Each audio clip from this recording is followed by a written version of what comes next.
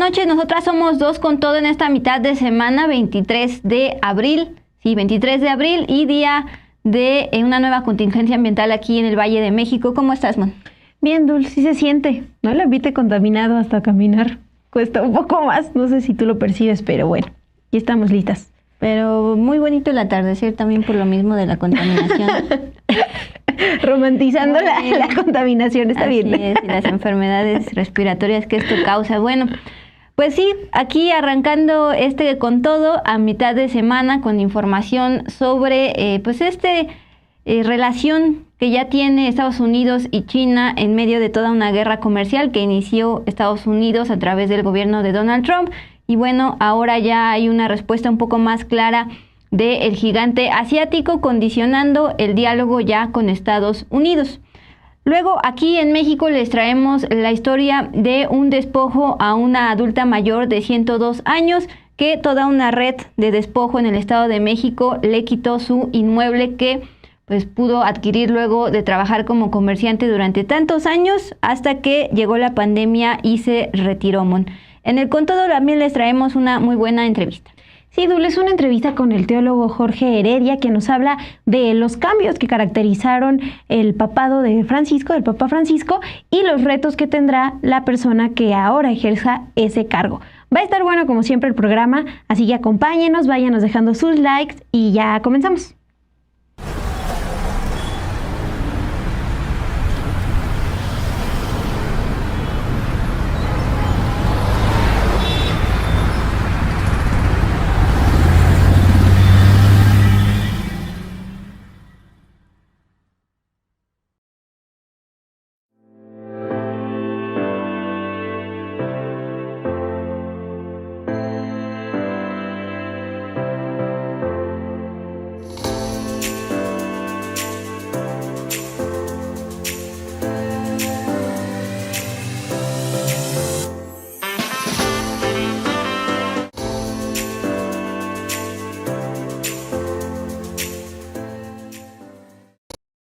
Pues muy buenas noches, gracias por estar con nosotras en esta mitad de semana. En efecto, Mon, lo que viene siendo la contingencia ambiental continúa.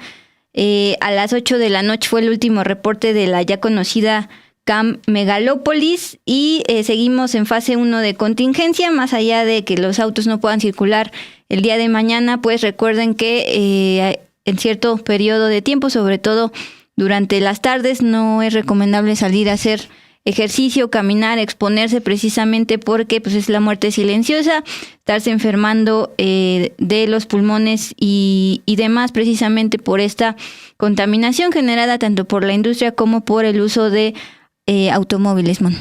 Sí, Duli, ya nos empiezan a dejar también aquí comentarios. Gracias por conectarse con nosotras. Hugo González nos dice que en Toluca el cielo hoy se veía muy azul. Igual Miguel 1 de junio nos pone una manita así, dice que muy bien, que ya empezamos. Ahí está. Y no sé, Omar Gutiérrez dice, está hablando de pulque, pero no sé con quién. También Pitcan, buenas noches, Dulce Simón, ya decías para agradecer el superchat de Gerardo Meléndez, el fiel superchat de Gerardo Meléndez dice, hola, buenas noches, Monsi Dulce, gracias a ustedes y al equipo de Dos con Todo por su estupendo trabajo periodístico, va este reconocimiento, felicidades, pues ahí está Lluvia Hernández también, gracias ayudándonos en operaciones, y esta noche nos acompaña en producción Bianca Estrada, entonces para todo el equipo va este superchat y a ver si ahora sí pega. Vamos a ganarnos otro superchat a lo largo de este programa. Vamos con la información en esta sección de Al Hilo sobre cómo van las negociaciones Estados Unidos-China. Habíamos dicho en este espacio cómo pues Donald Trump a través del discurso pues había sugerido que ya estaba esperando la llamada del presidente de China y después dijo que ya estaba listo para negociar. Y ayer hablábamos cómo pues tuvo una suavización en su discurso, dijo que podrá reducir los aranceles de más del 100% que había amenazado a China a pues no a cero, pero sí que los va a reducir, que los va a tratar bien. Entonces este cambio de tono también ya fue bien recibido por China. Además de lo dicho por el presidente Donald Trump, el día de hoy el secretario de Tesoro de Estados Unidos defendió desde Washington que Estados Unidos y China tienen delante pues ya una ocasión importante para reequilibrar sus economías y añadió que existe una oportunidad increíble de hacerlo junto en el contexto de un reajuste del sistema global. Es decir, ya no habla de un enemigo, sino de alguien con quien pueden reequilibrar economías.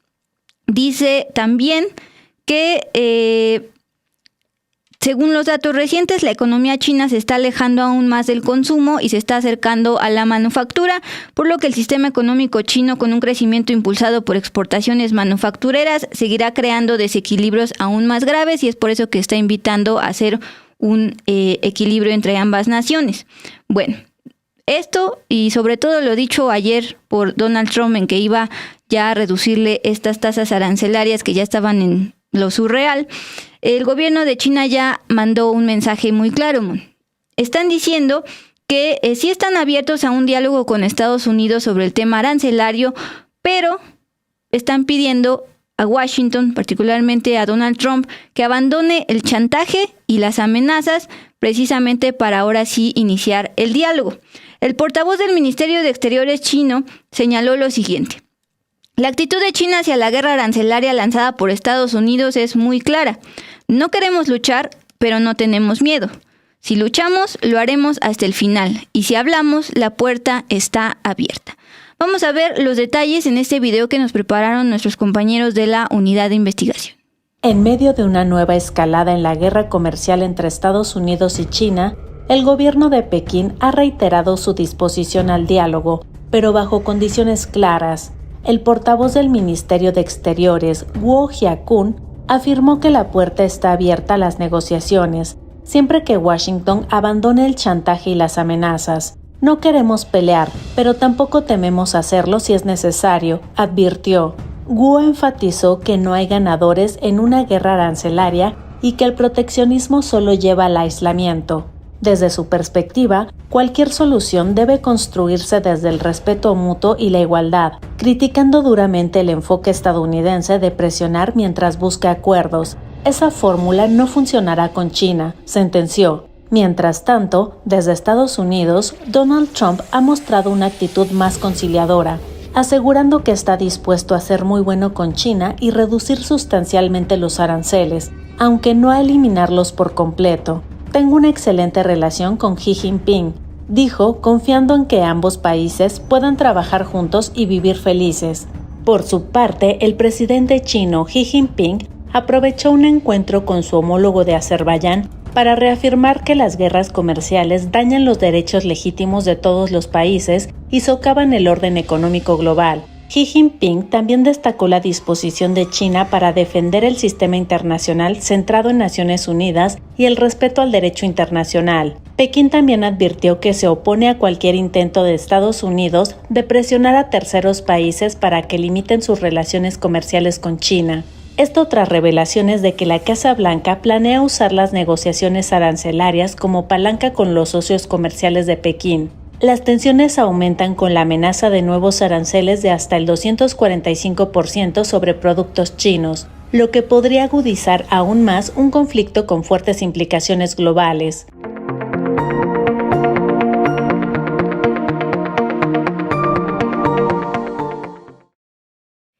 Y vamos ahora con... Bueno, antes, tú querías celebrar algo. Que lo mandé a otro chat, pero sí, justamente gracias. Ya ves, pedir no cuesta nada. Eladio Romero Salas nos apoya con un super chat y de paso agradece al IMSS por las atenciones en la operación de su hija, Anaída Estefanía, a quien enviamos un saludo y pronta recuperación. Bueno, y después de eso nos vamos con información de Estados Unidos. Bueno, la desigualdad económica en ese país se ha pronunciado drásticamente en los últimos años. Esto expone un reportaje del Wall Street Journal escrito por la periodista Juliette Chung. Ahí se expone que los más ricos se han vuelto aún más ricos en ese país y tienen en su poder una parte inédita de la riqueza estadounidense. La periodista Juliette Chung, que se especializa en fondos de cobertura en Nueva York, planteó que los últimos datos disponibles sugieren que tan solo en 2024 se creó $1 billón de riqueza para los 19 hogares estadounidenses más ricos, lo que supera el valor de toda la economía de Suiza. Vamos a ver el siguiente video que preparó la unidad de multimedia de Sin embargo con esta información. La desigualdad económica en Estados Unidos ha alcanzado niveles históricos. En 2024, los estadounidenses más ricos no solo conservaron su lugar en la cima, sino que ampliaron su distancia del resto. Un reportaje de The Wall Street Journal revela que los 19 hogares más ricos del país sumaron $1 billón en un solo año. Para ponerlo en contexto, esa cifra equivale al tamaño completo de la economía de Suiza. Según el análisis de Juliette Chung, la participación del 0.00001% de los hogares más ricos, sí, apenas 19 familias, creció del 0.1% de la riqueza nacional en 1982 al 1.8% en 2024. Esto representa más de $2.6 billones, una cifra nunca antes registrada. El salto más drástico ocurrió justo en el último año, impulsado por la bonanza del mercado bursátil. El economista Gabriel Zucman, autor del estudio, advierte que esta aceleración marca una nueva etapa. Los superricos no solo son más ricos, sino que están ganando poder a una velocidad sin precedentes. Su análisis cubre más de un siglo, desde 1913 hasta hoy, y muestra que por primera vez desde la llamada Edad Dorada, el nivel de concentración de riqueza es tan alto como peligroso para el equilibrio social. El informe incluye a figuras como Elon Musk, Jeff Bezos, Mark Zuckerberg, Bill Gates, Warren Buffett y Stephen Schwarzman. Estos supermultimillonarios, como los llama la literatura especializada, son símbolos de una nueva élite financiera global. Lo preocupante es que su crecimiento contrasta con el estancamiento o incluso retroceso del patrimonio del resto de los estadounidenses. En 2023, el 1% más rico poseía el 34.8% de toda la riqueza de los hogares en Estados Unidos. Para comparar, en Reino Unido ese porcentaje era del 21.3%, en Francia del 27.2% y en Alemania del 27.6%. Estados Unidos lidera la concentración de riqueza entre economías desarrolladas. Y aunque el patrimonio promedio ha crecido desde 1990, ese crecimiento ha sido brutalmente desigual. El auge del S&P 500 en 2023 y 2024, los mejores 2 años consecutivos en un cuarto de siglo, fue clave para esta creación de riqueza. Pero solo quienes ya estaban dentro del sistema financiero se beneficiaron. El resto, atrapado entre sueldos estancados, deudas estudiantiles y altos costos de vida, vio cómo su participación en la riqueza nacional seguía disminuyendo. Este nivel de concentración de riqueza ha reactivado el debate político en torno a los impuestos a los más ricos. Economistas como Zucman y Saenz, citados por figuras como Bernie Sanders y Elizabeth Warren, sostienen que sin una reforma fiscal progresiva, la brecha seguirá creciendo.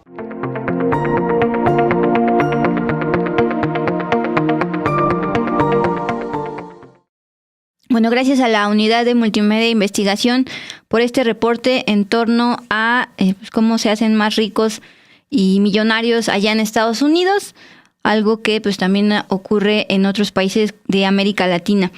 También muchísimas gracias a Hugo González por el superchat. Dice, cumpliendo lo prometido, va mi superchat. Gracias a todo el equipo de Sin embargo al aire, pues le cae muy bien.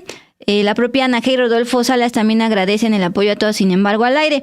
Dicho lo cual, nos vamos con este caso de despojo de una señora de 102 años. En el momento en que les vaya narrando la historia, identificarán que es el mismo modus operandi que han denunciado en otros estados como Nuevo León y Oaxaca, casos que también les hemos expuesto en este espacio. Guadalupe Chávez Ortiz, una mujer de 102 años, fue víctima de despojo de su inmueble, el cual está ubicado en Lomas Hipódromo, en el municipio de Naucalpan, Estado de México. Ella ofreció una rueda de prensa acompañada de sus familiares y de sus abogados esta semana. En esa rueda de prensa, desde una videollamada, ella dijo lo siguiente: hace 6 años me robaron mi propiedad, la Asociación de Colonos. No me quiero morir sin recuperarla. Este predio que veíamos en pantalla lo obtuvo luego de trabajar como comerciante junto con su esposo durante años, hasta que llegó la pandemia y decidieron dejar de trabajar. En estos momentos, pues justamente está embargado el inmueble porque está en plena investigación por parte de la Fiscalía.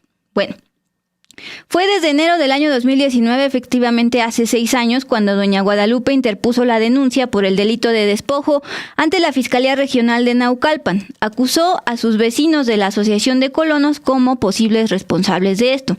Sin embargo, 6 años después, en 2024, desaparecieron las diligencias, los oficios y las pruebas de toda esta carpeta de investigación, y actualmente hay un encargado de despacho en esa fiscalía local. A pregunta expresa de si sospechan que dentro de la Fiscalía Regional de Naucalpan también hay involucrados en toda esta red de despojo, el abogado Carlos Mata aseguró que así es.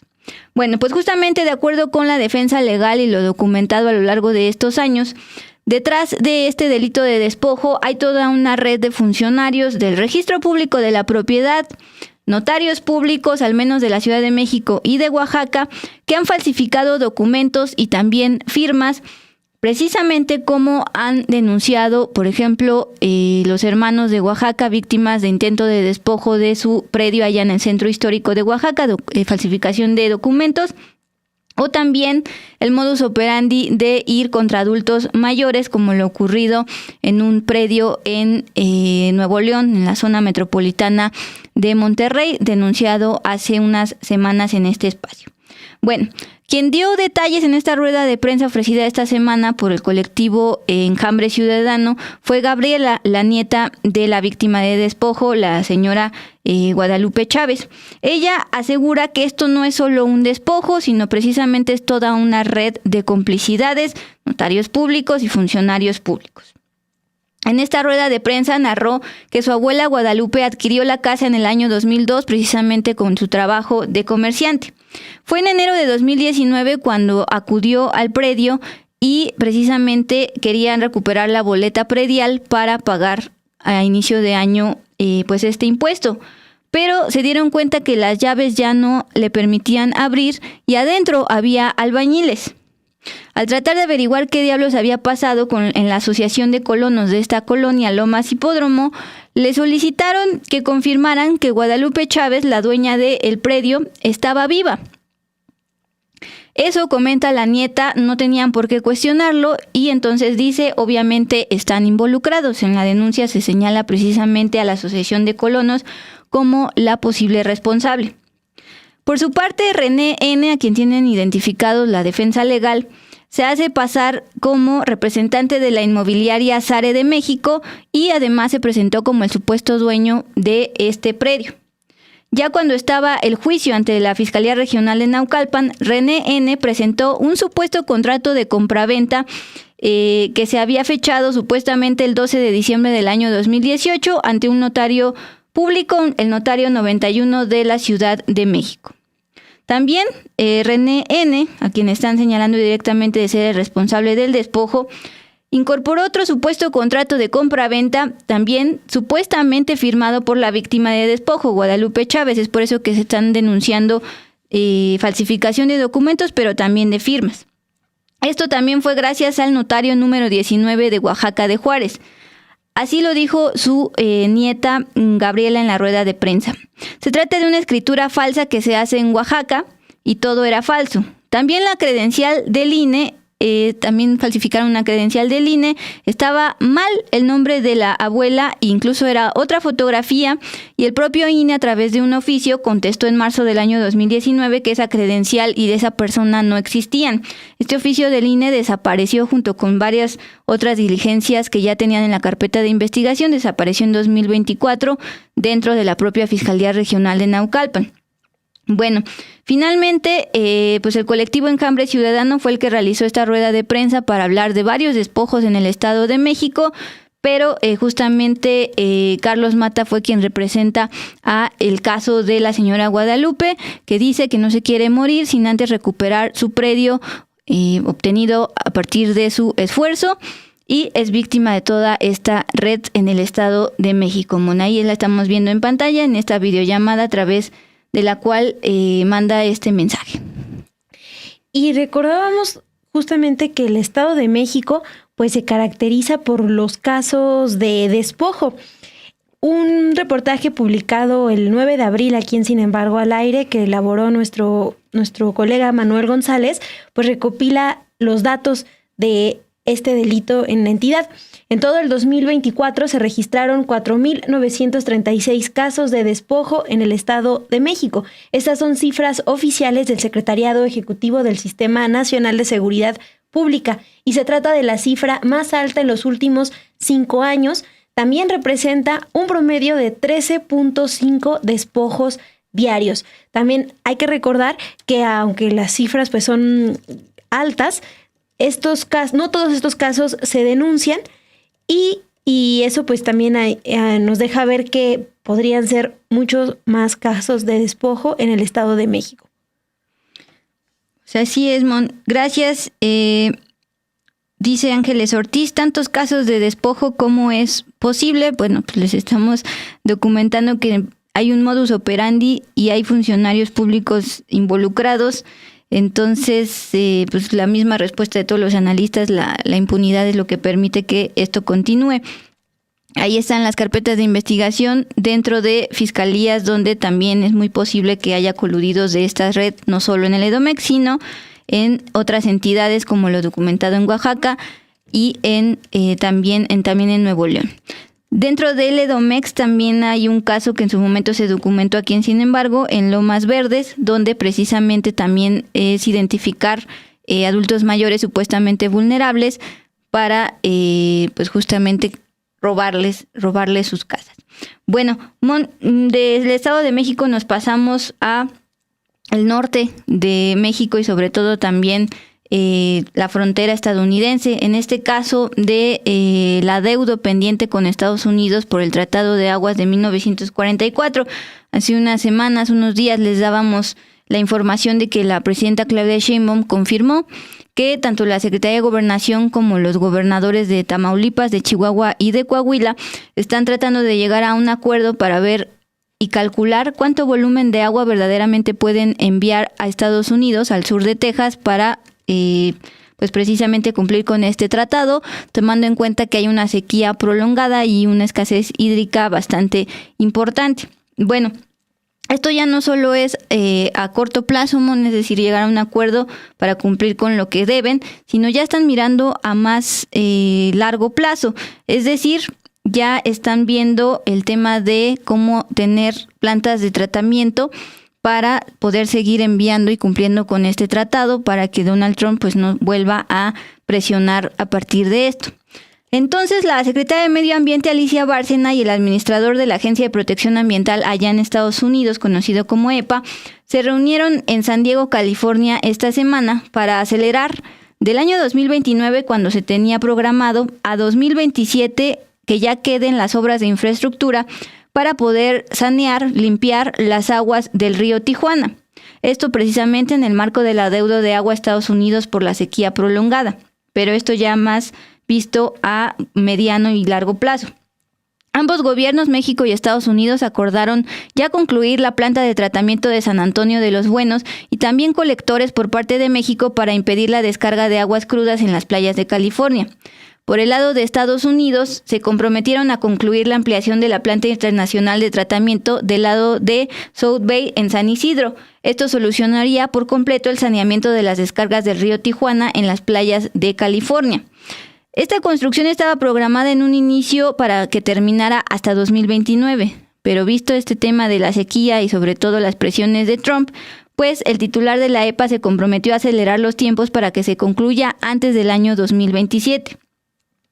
Precisamente el día de hoy se le preguntó a la presidenta Claudia Sheinbaum sobre esto y ella aseguró que en unos días la secretaria de Medio Ambiente va a ir a la conferencia matutina o en algún otro medio va a ampliar esta información, pero en resumen sí se tomaron una serie de acuerdos para avanzar en el saneamiento del río Tijuana.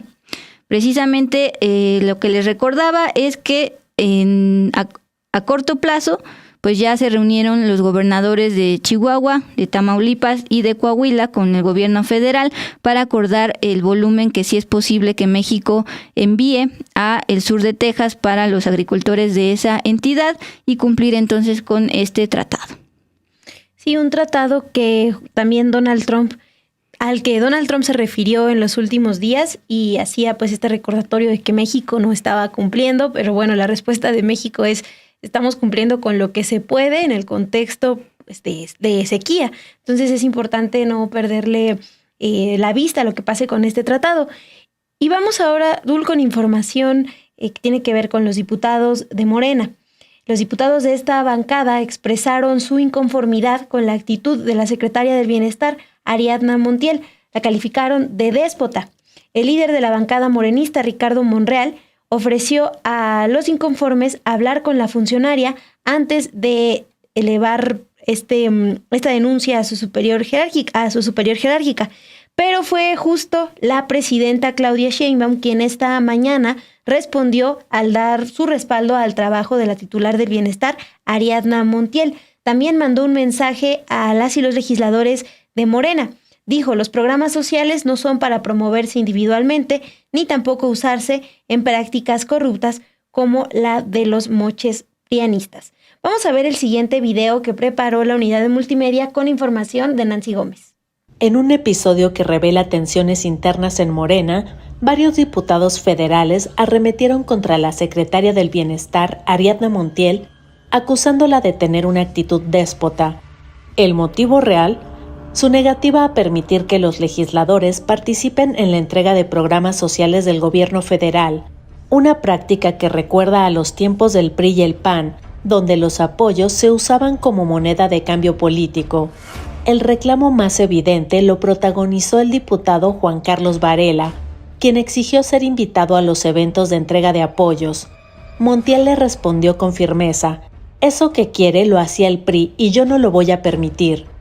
La escena, tensa y reveladora, ocurrió tras la presentación del Plan México en el Museo de Antropología, pero no fue un hecho aislado. Otras legisladoras hicieron demandas similares, todas rechazadas. Ante el creciente descontento, Ricardo Monreal, coordinador de Morena en la Cámara de Diputados, intentó calmar los ánimos ofreciéndose como mediador. Sin embargo, nunca contactó directamente a Montiel, y la presión dentro del recinto legislativo aumentó, al grado de escucharse gritos de «fuera, fuera», dirigidos a la funcionaria. La presidenta Claudia Sheinbaum puso fin a las especulaciones, respaldó públicamente a Montiel y defendió su gestión. Los programas sociales no son para promoverse individualmente ni para prácticas corruptas, sentenció. Recordó que desde el sexenio de López Obrador se eliminaron las gestiones personales de legisladores para entregar apoyos. Los nombres de los legisladores inconformes han salido a la luz. Además de Varela, figuran Irma Juan Carlos de Oaxaca, quien busca acceso al fondo para población indígena, y Jessica Ramírez Cisneros de Veracruz, quien habló de trato humillante.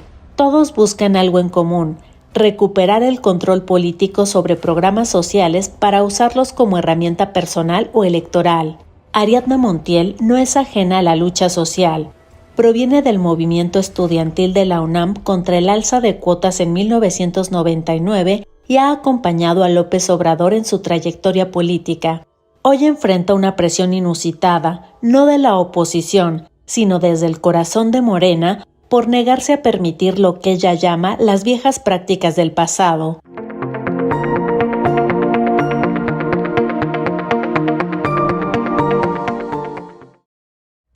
El Papa Francisco, el primer papa latinoamericano, se caracterizó por su cercanía con las personas migrantes y también por impulsar una gestión más austera. ¿Cuáles son los retos para el próximo papa? De eso hablamos en el siguiente Con Todo, en entrevista con el teólogo Jorge Heredia.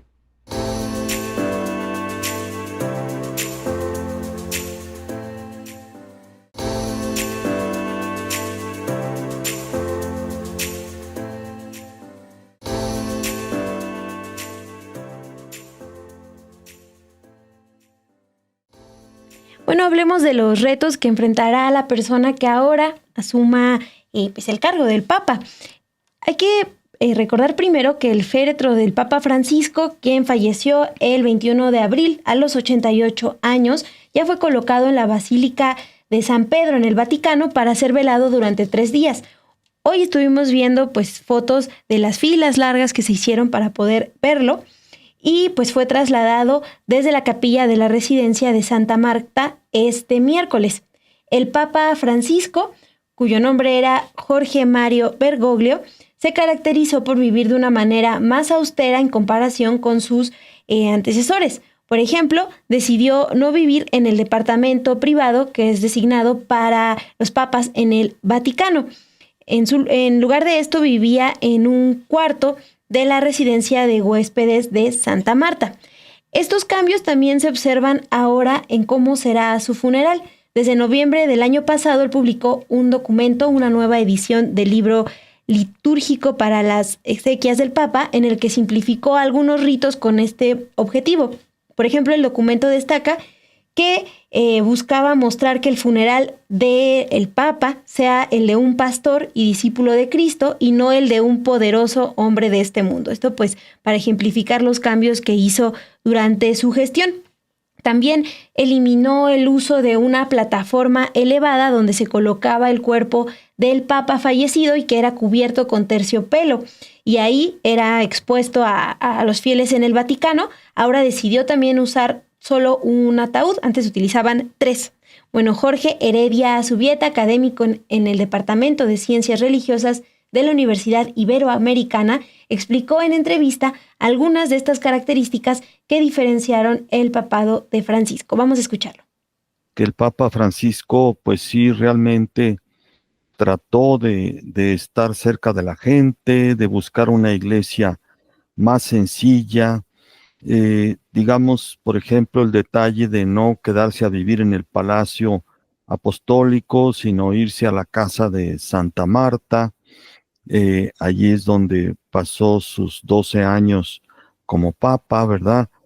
Ahora, por ejemplo, en el funeral, pues dejó dispuesto que no se le pusieran 3 ataúdes, como se acostumbraba antes, sino uno solo, de madera, sencillo, ¿verdad?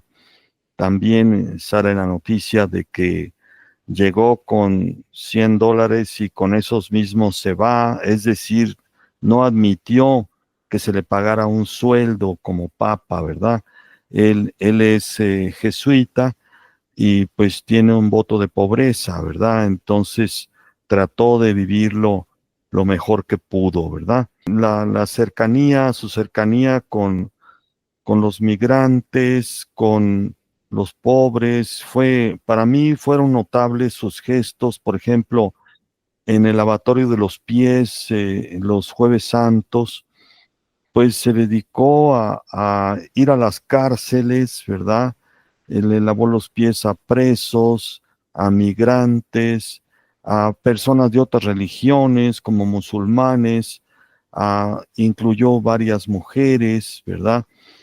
Digamos, son gestos simbólicos, ¿no? Pero que dicen mucho de su deseo de una iglesia más abierta, más cercana a los pobres y a todo mundo.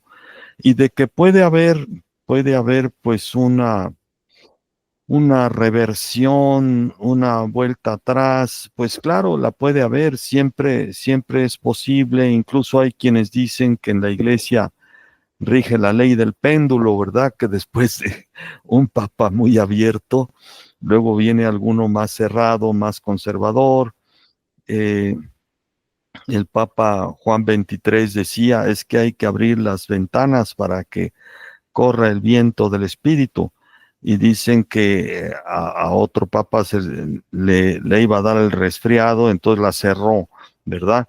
Y bueno, claro, puede suceder cualquier cosa. Sin embargo, como estábamos platicando, pues dicen que el 80% de los cardenales que, digamos, tendrían la función de nombrar al nuevo papa, ya fueron nombrados por él, ¿verdad? En estos últimos 12 años. Entonces, ahí tenemos pues una esperanza de que su legado, sus líneas de acción se mantengan, ¿verdad?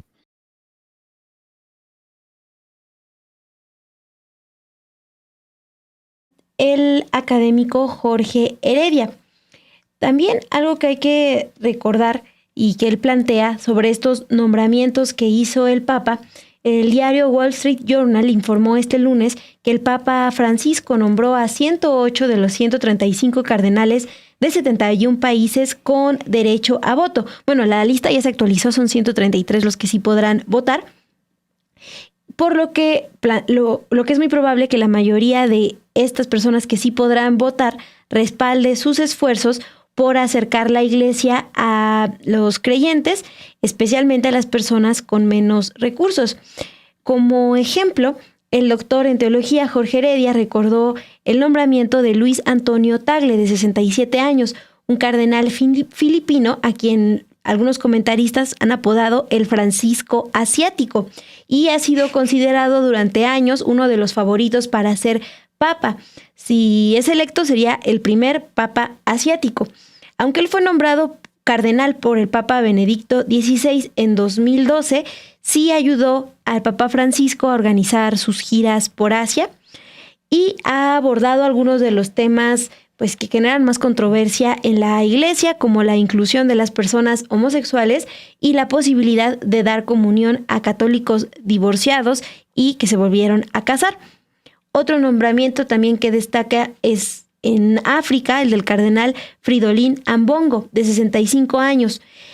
El Papa Francisco lo nombró cardenal en 2019 y es importante ver a África porque la presencia de la iglesia en este continente, pues de acuerdo con reportes del New York Times, ahí los católicos representan alrededor del 18% de la población del continente y generan más seminaristas que cualquier otra parte del mundo.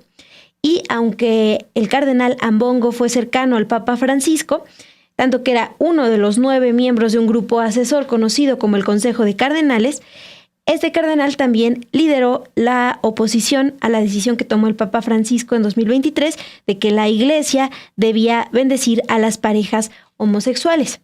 Vamos a escuchar qué es lo que nos dijo en entrevista el doctor en teología Jorge Heredia sobre los nombramientos del Papa Francisco. Recuerdo de un señor Tagle, cardenal, arzobispo de Filipinas, ¿verdad? Y bueno, pues en Asia la iglesia ha tenido varias conversiones, lo mismo en África. África es la zona donde actualmente hay más conversiones, es decir, nuevos católicos, ¿verdad? Y ya se han nombrado pues arzobispos negros y se les da pues una libertad en el culto para que la celebren la misa a su manera, no siempre al estilo romano, sino que incorporen sus danzas, sus cantos, ¿verdad? Y eso es bonito, ¿no? Jesucristo dijo, lleven el mensaje hasta los últimos rincones de la tierra. Y digamos, se da la ironía de que en Europa, que es donde, digamos, tuvo su inicio, Europa y Medio Oriente, pues hay un declive de la fe, mientras que hay un auge, como decíamos, en África, en el sureste asiático, en algunas zonas de América Latina, ¿verdad? Es decir, se está buscando una iglesia más universal. El Papa no, digamos, no aplicó la norma de que con tantos fieles se nombra el obispo, sino que incluso donde hay pocos fieles en regiones muy remotas, pues ahí nombró también obispos y cardenales para que representen, ¿verdad?, a esa fe que quiere hacerse presente en todo el mundo. Y sin avasallar, ¿verdad? No se trata de, como antes se decía, que fuera de la iglesia no hay salvación.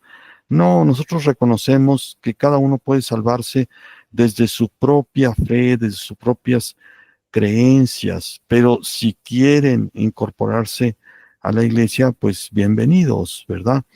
Y bueno, a mí me parece ya con Juan XXIII se inició este movimiento, digamos, de apertura al diálogo interreligioso, a los no creyentes, etcétera, y creo que se ha reforzado mucho con los papas subsiguientes, o sea, Pablo VI, Juan Pablo II, también han promovido mucho ese diálogo interreligioso, pero tal vez este papa en cuestión de nombramientos ha sido el que más ha nombrado, digamos, obispos y cardenales del llamado tercer mundo, ¿no? Bueno, Mon, cuando estábamos buscando voces precisamente para que nos explicaran y analizaran este tema del futuro de la Iglesia Católica luego del fallecimiento de un papa, pues justo descubrimos que la Universidad Iberoamericana pues precisamente es de la orden jesuita, misma orden del Papa Francisco. Además de este teólogo con el que conversaste, leímos en la semana el análisis del teólogo y filósofo Juan Antonio Estrada Díaz, también de la Universidad Iberoamericana, y él observaba que además de uno de los legados del Papa Francisco, que fue precisamente que la Iglesia empezara un cambio, pues uno de los pendientes que dejó fue el tema de los escándalos financieros. Justamente este es el punto que abordas en esta parte. Sí, uno de los retos es precisamente el tema financiero. También un texto del Wall Street Journal que es de esta semana cita a Massimo Fagioli, historiador de la Iglesia en la Universidad de Villanova, y él expuso que el candidato ideal para ser papa necesita habilidades tecnocráticas para solucionar el crónico y creciente déficit presupuestario del Vaticano. Expuso un área en el que Francisco tuvo dificultades. Hay que recordar que con el Papa Francisco se implementaron una serie de cambios en materia financiera. Desde que inició su papado, adelantó que implementaría una reforma para simplificar y racionalizar organismos de la Iglesia y también para programar las actividades económicas de todas las administraciones vaticanas. Más recientemente, en octubre del 2024, el Papa Francisco anunció una reducción salarial para los cardenales de la Curia Romana como una medida de contención del déficit que enfrenta la Santa Sede. Desde entonces se informó que el Vaticano suspendería a partir de noviembre del 2024, el desembolso de bonos por secretaría y asignación de oficina que percibían los cardenales como parte de su sueldo mensual. En septiembre también del 2024, el Papa Francisco pidió al Colegio Cardenalicio, que está conformado por los cardenales, que apoyaran las reformas de la curia para reducir el alto déficit de las finanzas del Vaticano. En una carta citada por la agencia EFE, el Papa escribió lo siguiente: los recursos de la Iglesia son limitados y deben gestionarse con rigor y seriedad para que no se desperdicien los esfuerzos de quienes han contribuido al patrimonio de la Santa Sede. El diario italiano La Repubblica informó también a finales del 2024 que, de acuerdo con un balance de las cuentas del 2023, se mostró que el déficit operativo del Vaticano fue de 83 millones de euros, 5 más que el año anterior. Y desde entonces, desde esta información que se publica a finales del 2024, se preveía que podría aumentar en los próximos años porque las donaciones de los fieles a medio plazo están disminuyendo. También, pues recuerden que los ingresos de la Santa Sede, la sede del Papa en Roma, vienen tanto del patrimonio inmobiliario y de los museos del Vaticano, así como de las donaciones que envían cada año a Roma las iglesias más ricas que están en Estados Unidos, en Italia, en Alemania, en España y Corea del Sur, pero también reciben ingresos de las donaciones de las diócesis y católicos de todo el mundo. El doctor en teología Jorge Heredia recordó en entrevista una polémica actual que está encabezada por Giovanni Angelo Becciu, quien todavía se desempeñaba como sustituto en la Secretaría de Estado de la Santa Sede, pero a quien en 2020 el Papa Francisco le ordenó renunciar a los derechos y privilegios que tenía por estar involucrado en un escándalo financiero del Vaticano. ¿Tú te acordabas justo de ese caso, Dul? Y este cardenal fue condenado por el Tribunal Penal del Vaticano en diciembre del 2023 a 5 años y medio privado de la libertad por fraude. Él fue asesor cercano del Papa Francisco y el funcionario de mayor rango dentro de la Iglesia Católica en comparecer ante un tribunal penal del Vaticano. El cardenal ha insistido en que es inocente, apeló esta condena y se le permitió seguir viviendo en un departamento del Vaticano mientras el proceso en su contra sigue.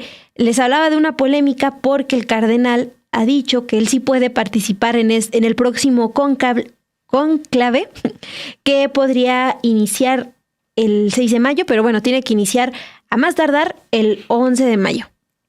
Fíjate, Mon, como esta persona que está señalada de fraude por un escándalo de las pocas finanzas ya que tiene el Vaticano de acuerdo con este déficit, mejor él sí vive en un departamento dentro del Vaticano, de estos departamentos con mayores lujos, que el propio Papa, que decidió mudarse a un lugar más modesto, que la propia presidenta Claudia Sheinbaum conoció cuando era candidata y que dice que sí lucía bastante modesto. Sí, y ¿sabes qué? Que les voy a hacer aquí también esta explicación, que hace un momento les decía que eran 135 cardenales que participarían en el cónclave, pero al final pues ya quedan 133, justamente porque uno renunció a su participación por motivos de salud, el español Antonio Cañizares, arzobispo emérito de Valencia, y también pues fue excluido oficialmente de este proceso el cardenal Angelo Becciu, que es del que estamos hablando, que fue condenado por irregularidades financieras. Vamos a escuchar qué es lo que nos dijo en entrevista el académico Jorge Heredia sobre los retos económicos que enfrenta la Santa Sede y los cambios que impulsó a la par el Papa Francisco. Yo creo que pues es otro de los retos, ¿verdad? Como dicen, el buen juez por su casa empieza, ¿verdad? Dicen que el Papa Benedicto pues renunció en gran parte por estas situaciones, ¿verdad? De déficits financieros y corrupciones. La famosa banca ambrosiana, ¿verdad? Se descubrieron ahí corrupciones. Yo creo que el Papa Francisco intentó esa reforma y creo que va por buen camino. Pero claro, pues son cosas que vuelven. Ahora me enteré de que había un cardenal que el Papa destituyó por malos manejos financieros y ahora quiere estar en el cónclave para nombrar al nuevo, ¿verdad? Entonces dice uno, pues oye, no entienden, ¿verdad? Que esto es una falta grave y que no se vale, ¿verdad? Predicar el evangelio y la pobreza y la cercanía con los pobres, cuando a la vez se está haciendo negocios sucios o invirtiendo en armamentos o en otras cosas, ¿verdad? Que no serían apropiadas al mensaje evangélico, ¿verdad? Yo creo, pues estoy en favor de que se siga esta limpieza de la curia vaticana y esa reforma de la banca. Claro, hay que procurar unas finanzas sanas, una buena administración, pero la iglesia no está para estar acumulando. Ya bastante critican, ¿verdad?, que los tesoros del Vaticano y que la iglesia es millonaria y así. Bueno, claro, pues no vas a tirar a la basura los tesoros artísticos que se han acumulado durante siglos, pero tampoco se trata de seguir acumulando, sino de vivir en lo posible, como decíamos, unas finanzas sanas y una gratuidad, ¿verdad? También en eso insistió mucho el Papa. Hay iglesias donde te cobran miles de pesos si te quieres casar o si quieres una primera comunión. Bueno, el Papa insistió en la gratuidad, ¿verdad? Que decir, bueno, no se cobre por los sacramentos. Bueno, claro, ya si quieres flores y música, pues se las pagas aparte, ¿no? Pero por los sacramentos que no se cobre, ¿no? Y en esta entrevista el doctor Jorge Heredia también recordó que algo que caracterizó el papado de Francisco fue su respaldo a las personas migrantes. Y esto es importante particularmente en el contexto internacional actual, en donde desde el gobierno de Estados Unidos pues se están impulsando políticas en contra de este sector de la población. El lunes aquí en Dos con Todo recordábamos que la primera visita oficial del Papa Francisco en julio del 2013 no fue a una catedral ni a una sede política, sino a la isla italiana de Lampedusa, uno de los principales puntos de entrada para las personas que cruzan el Mediterráneo en busca de refugio. Además, pues el Papa Francisco se caracterizó por pronunciarse en contra de políticas antimigrantes, les decíamos, de Donald Trump desde su primera gestión como presidente de Estados Unidos. Y él se pronunció también en ese momento en contra de la construcción del muro en la frontera con México. Incluso en febrero de este año todavía el Papa Francisco envió una carta a los apóstoles de Estados Unidos en la que les pidió no ceder ante las narrativas que discriminan y hacen sufrir innecesariamente a las personas migrantes y refugiadas. ¿A qué se debe pues también parte de este respaldo que mostró el Papa Francisco a las personas migrantes? Bueno, el Papa fue hijo de personas migrantes, sus papás eran italianos, emigraron a Argentina en condiciones de pobreza, entonces pues eso también le hizo ser bastante sensible con este tema. Lo que plantea en entrevista el teólogo Jorge Heredia es que esta cercanía con las personas migrantes es un aspecto que hay que destacar y que sí esperarían que el próximo Papa pues también continúe. Bueno, algunos comentarios de todo de esta conversación que tuviste con el teólogo de la Universidad Ibero. Primero, pues justamente preguntaban de estas universidades privadas que también son religiosas, justamente es la orden jesuita que coincide con la de el Papa Francisco, la de la Iberoamericana. Por eso tienen hasta todo un departamento de ciencias religiosas. Es que se me reseteó el YouTube, pero aquí ya tenía Pandemic, dice bola de ratas en el Vaticano y en todo el mundo viviendo como reyes y los pobres siendo más pobres por el cobro excesivo. No era lo que decía el teólogo, pero sí decía que no había congruencia si se habla de la pobreza y a la par pues se tienen los famosos tesoros del Vaticano y bueno, como el día de hoy que comenzaron los funerales del Papa Francisco, pues se ve los lujos que hay dentro de la basílica donde se lleva a cabo este evento. También, por ejemplo, el doctor Master of Puppets dice que pues acá en la Santa Rosa de Lima hasta parece que están haciendo un casting para un comercial. Este comentario lo leo porque también lo vi en redes sociales. Han circulado bastantes fotografías de los cardenales que fueron llegando precisamente para participar en el cónclave que se llevará a cabo el próximo mes y también pues criticaban pues el lujo de sus ropas, etcétera, etcétera. Entonces, pues no es un secreto de la riqueza del Vaticano, pero como te decía fuera del aire, mucho se criticó el tema de la pedofilia de los sacerdotes y demás clérigos, pero poco también se ha hablado de pues los escándalos financieros y la corrupción dentro del Vaticano, razón por la cual decía este teólogo que también el Papa antecesor, Benedicto XVI, fue una de las causas por las cuales mejor prefirió dejar el cargo. Pues con esa información nos vamos a lo que les preparamos para el cierre el día de hoy.